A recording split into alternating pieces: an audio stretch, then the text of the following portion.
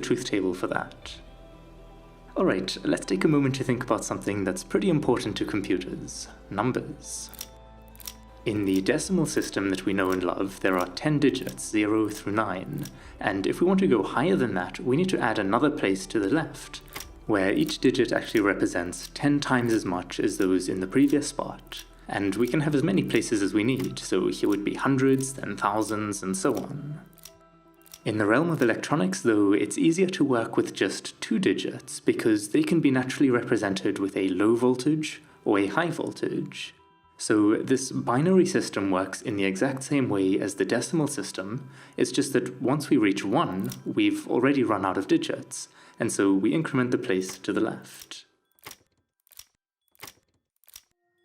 Because there are only 2 digits in binary, each place is worth 2 times more than the last. So if the first place is worth 1, then this place is worth 2, then 4, then 8, and so on. So let's say we want to figure out what this sequence, 1101, would be in decimal. Well, we can write it out as 8 times 1, plus 4 times 1, plus 2 times 0, plus 1 times 1, and that comes out to 13. Alright, now what I'd like to do is design something that's able to add 2 binary numbers together. So let's work through a quick example by hand. Say we want to add these two together. Starting on the right here, 1 plus 1 is 2, which in binary is 1, 0. So I'll write the 0 down here, and then carry the 1 over up here, because we'll need to add it together with these other 2 in order to figure out what goes in this spot. By the way, this part that we wrote down here straight away I'll refer to as the sum bit, and this one up here is the carry bit. Okay, let's continue. 1 plus 1 is 2, plus the carry gives us 3 in decimal, or 1, 1 in binary. So I'll write 1 over here, that's the sum bit, and carry the other 1 over to the left. Now we have 0 plus 1, plus the carry bit is 2 again, so I'll put 0 down here and 1 up here.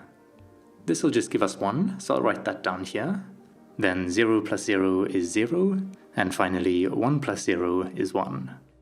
In case you care to know, what we've just calculated here is 35 plus 7.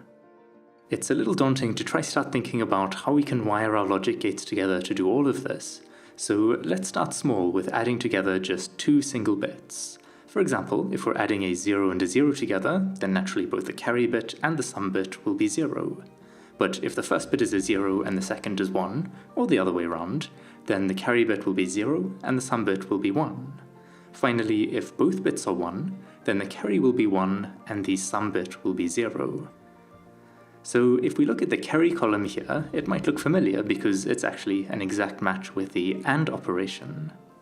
The sum column, on the other hand, doesn't match exactly with anything we've already seen, but it's quite close to the OR gate we created earlier. It just has a 0 in this last spot instead of a 1. So let's take that OR gate as a starting point, and we just need to turn the output to a 0 when both inputs are 1. So I'm going to take a NAND gate and connect it up here, and this will check if both inputs are 1, and then invert the results, so that it's outputting 0 in that case. We can then use an AND gate to check if either of the inputs is 1, but not both of them. Let's test this quickly. With both inputs off, or 0, the output is 0. With just a single input set to 1, the output is 1, but crucially, when both inputs are 1, the output will be 0 again. This operation has a special name as well. It's called an exclusive OR, XOR for short.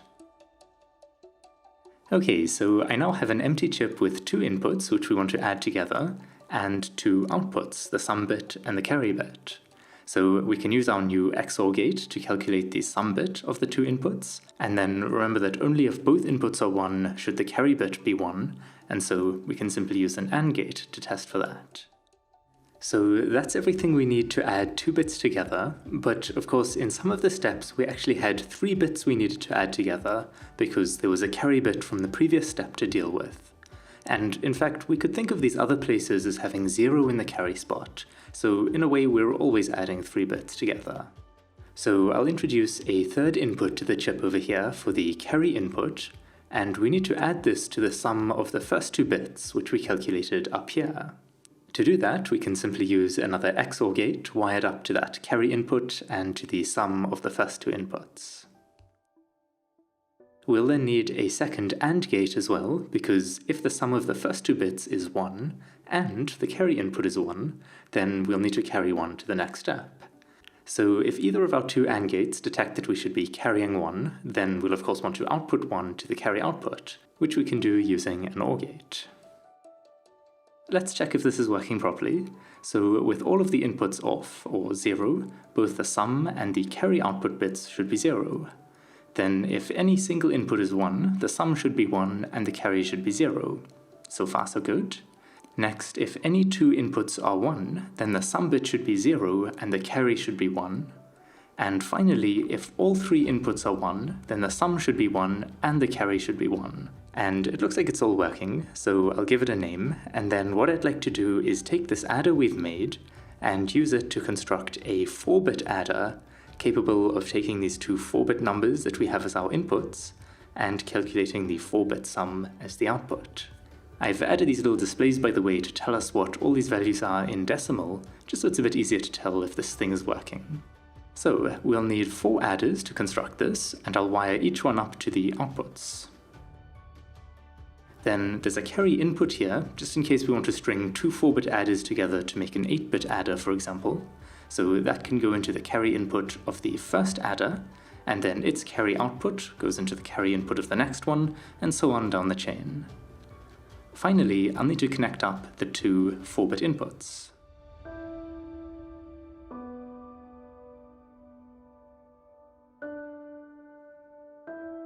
Let's test this out. So right now we have 0 plus 0 equals 0, which is a good sign.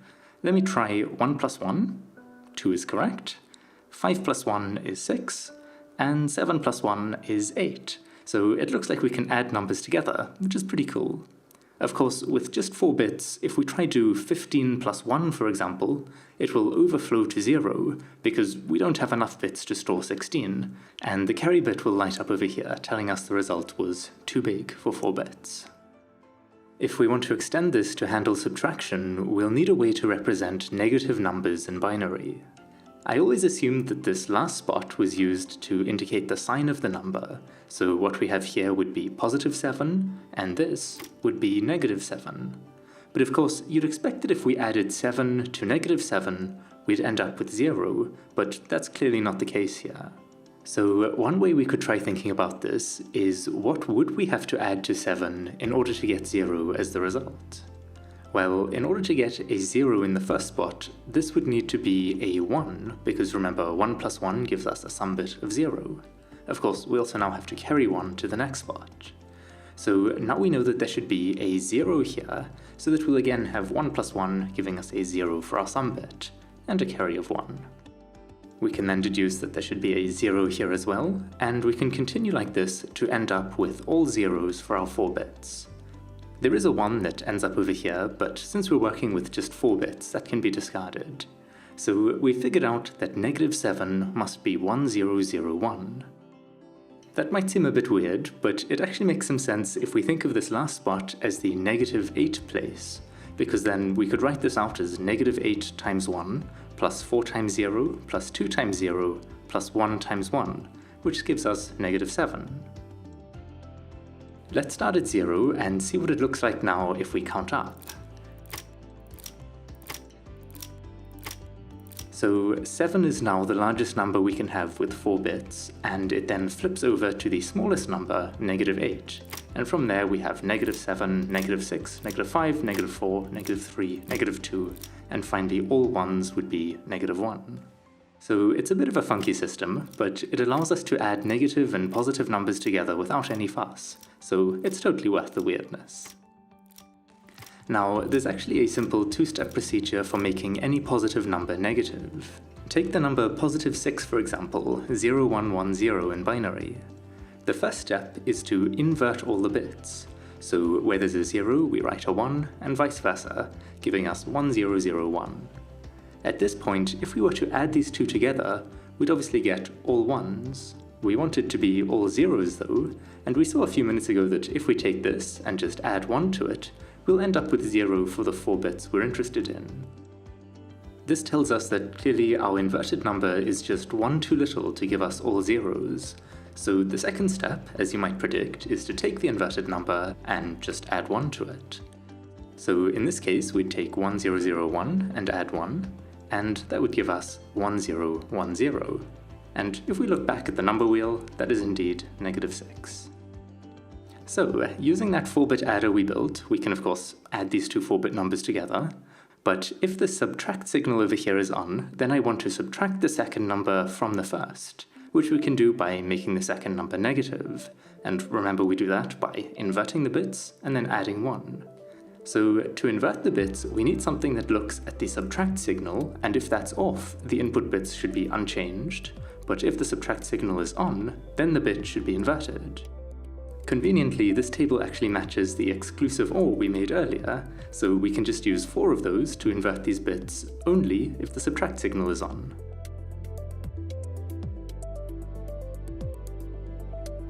The last step of negating a number was to add 1, so we can just feed the subtract signal into the carry input of the adder, and that'll do that for us. Alright, I'll quickly go ahead and wire up the rest of the inputs, and then output the result.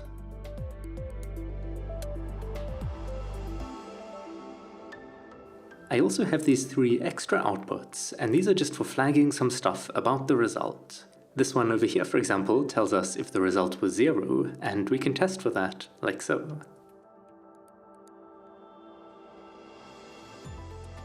This other output tells us if the result was negative, which is true if our negative 8-bit is set to 1. And finally, there's the carry, which I can just take from here. And this is just information that'll be useful to us later on. Let's now test if this is actually doing what we want, so I'll try 3 plus 4, and that's 7, so it looks like we haven't broken addition at least. Now I'll try turning on the subtract signal, so we're doing 3 plus -4, which of course is the same as saying 3 minus 4, and the result is indeed -1, so that's good. Let me try -2 minus 4, and that gives us -6. Then let's see if it can handle subtracting a negative number, so I'll try -2 minus -4. Even that seems to work, we get +2. I want to test one last thing, which is adding 2 negative numbers together, and once again the math seems to check out. So this is going to be our arithmetic and logic unit, although to be honest it doesn't actually do any logic. There would just be things like doing the AND operation on the inputs and outputting that, for example. But we can expand this later if necessary.